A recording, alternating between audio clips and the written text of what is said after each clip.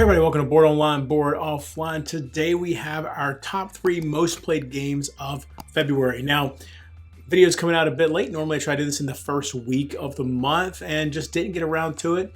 It's been a little slow going getting videos out. It's because I've been focusing on some larger videos, but this month we have put out how to play Aeon Trespass Odyssey, how to play Frosthaven, and right now after this video I will be filming how to play Perdition's Mouth Part 3, so that'll be the final part of that series that we'll be getting out.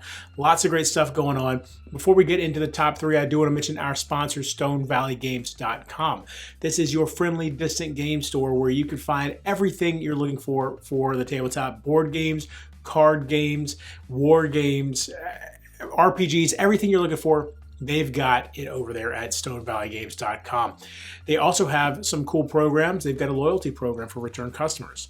If you are living in the continental United States, they will ship to you for free if you order $100 or more from them.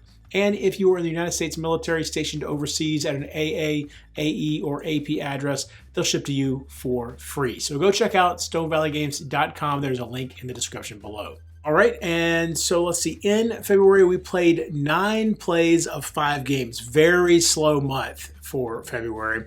March has been significantly better, so be sure to come back for March's video when we put that out. But right now, we're going to get into our top 3 in February. Again, 9 plays of 5 games starting now.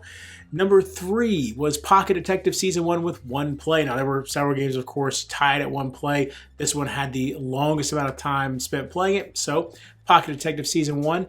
This is, it's really cool how this works. So, Pocket Detective comes, Season 1 comes with 3 different decks.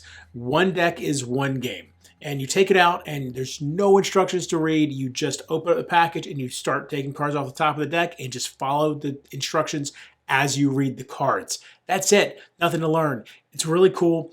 I have a hard time with these sort of detective style card games, where you're trying to solve puzzles and stuff. I don't know. I don't do a great job with them usually. This one I found enjoyable. A lot of them I really find are struggle and just not enjoyable for me. This one was a lot of fun.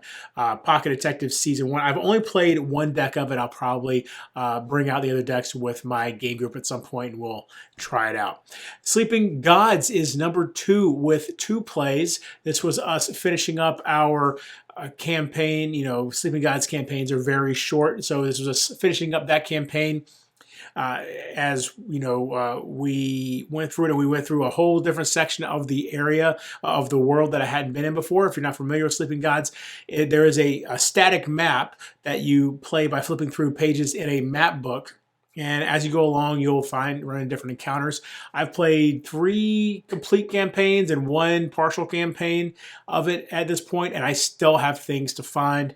I actually also just purchased the Dungeons expansion, so that's a whole new thing that I got to figure out as well. Really excited to try that out. Sleeping Gods, just a ton of fun.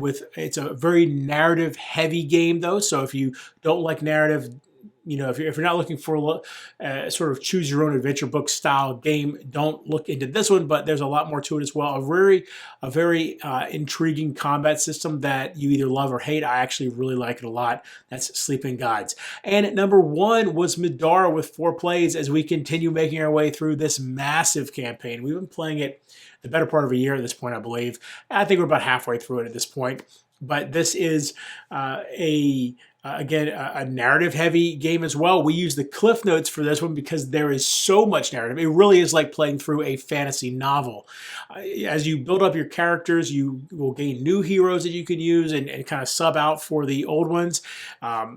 You can build your heroes up in whatever way you see fit, you pulling from any skills. There's no skills that are like blocked off from heroes. You can just add the skills that you want, and as you build up, as you specialize in one area, of course it's going to become more expensive as you specialize more and more and get more and more powerful skills. Very cool there. A ridiculous amount of loot that you can get in this game. Again, we're halfway through it and we are, I believe there's 2 more loot levels above where we're at that we could get to. So much interesting so many interesting things to look at in this game, so many interesting combos to create between the loot and the skills, and then the story itself is pretty interesting. Again, because we only meet every 2 weeks, we use the Cliff Notes, but there's a lot to look at here, a lot to get involved with, and you can really dive deep into your character builds if you want to. That's Midara. So those are the top 3 games we played in February. Hope you enjoyed this video. Be sure to come back for more. We've got, like I said, I'm going to be filming How to Play Perdition's Mouth Part 3 tonight, or at least beginning to film it. That might take me a couple nights to finish. We have How to Play Nemo's War, How to Play Australia, and How to Play Frosthaven. All those videos coming up in the very near future. And until next time, for Bored Online, Bored Offline.